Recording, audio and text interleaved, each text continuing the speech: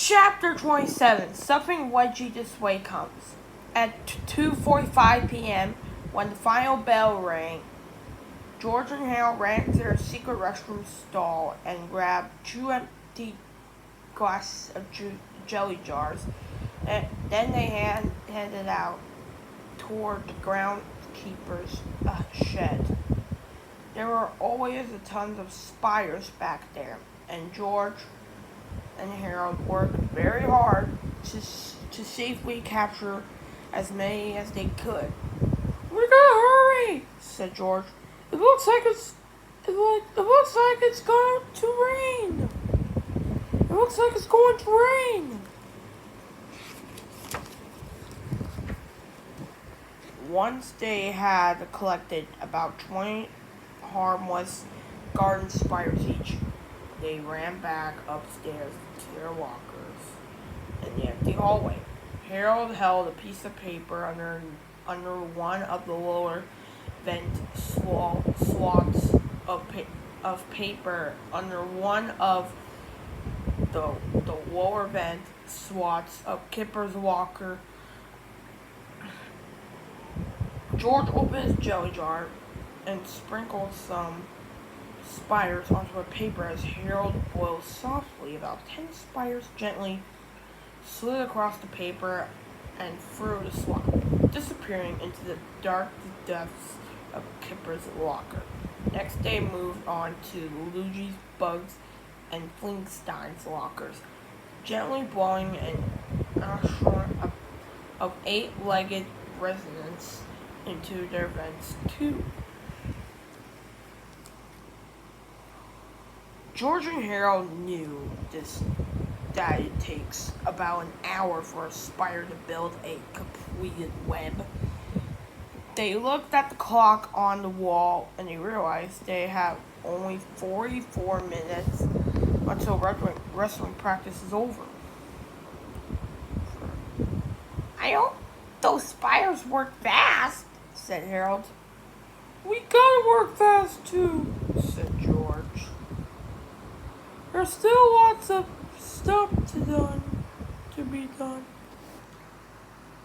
The two boys grabbed some supplies and sneaked into the boys' locker room next to the gym.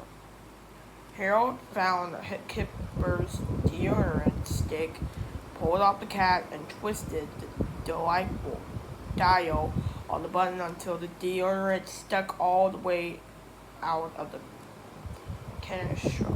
George pulled the thick white deodorant off and threw it into the garbage can. Then he opened a packet of extra spicy jungle cream cheese and began packing it into a plastic deodorant canister with a spoon.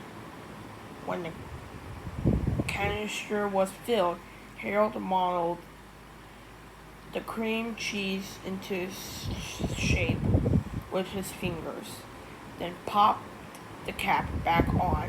George put the deodorant back in Kipper's gym locker, now next to the soap and his towel.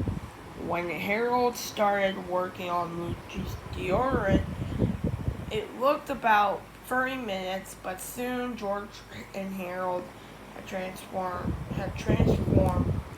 all 4 boys and deodorant sticks into Giampaolo cream cheese outsiders. Once everything was back to where it belonged, George and Harold rushed to their secret stall in the boys' restroom. Time was running out. George climbed onto his stills as Harold gathered the ancient-looking comics and an old walkie-talkie. Quickly, the two friends sneaked out to get to the hallway and got to work.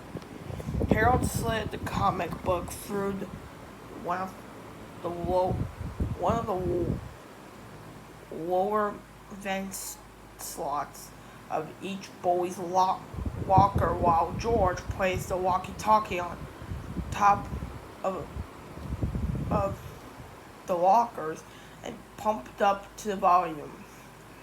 They finished just as wrestling practice ended. Dark clouds were began to gather outside, and a distant thunder could be heard rumbling miles away. A terrible storm was coming.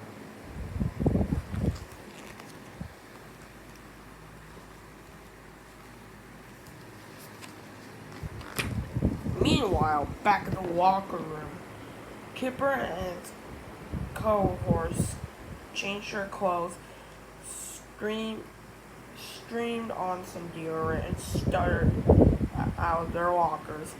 Lightning was beginning to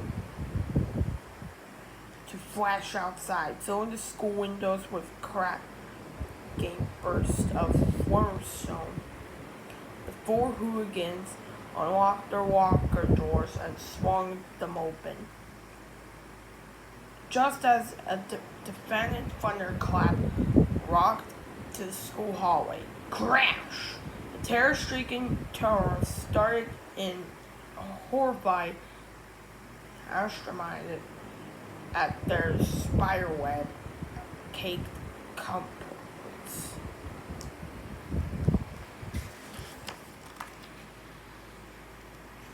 Wedgie, who had just was started instant far of spiders, was the first one to freak out. Lockers! Haunted! Spiders!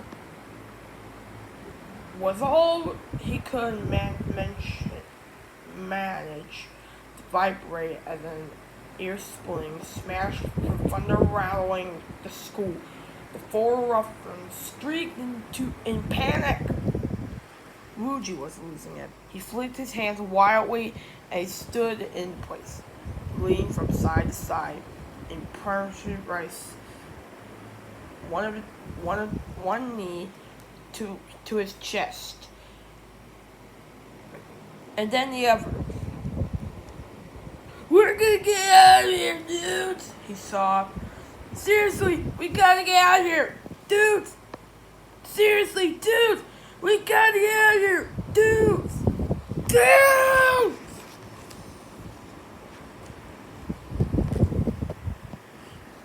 Just a doggone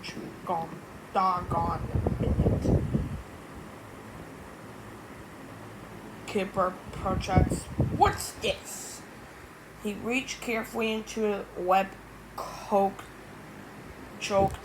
locker and pulled out an ancient-looking comic book. "I don't know," said Flintstone, "but I've got one too." "Me too," said Bug. Wedgie would have added that he also had one in his locker, but he became too frightened to speak. As he could manage was short bursts of screams and danced around the hallway, twitching a jerking like a demented chicken. Kipper opened the antique comic and began read aloud, and thunder rumbled around them.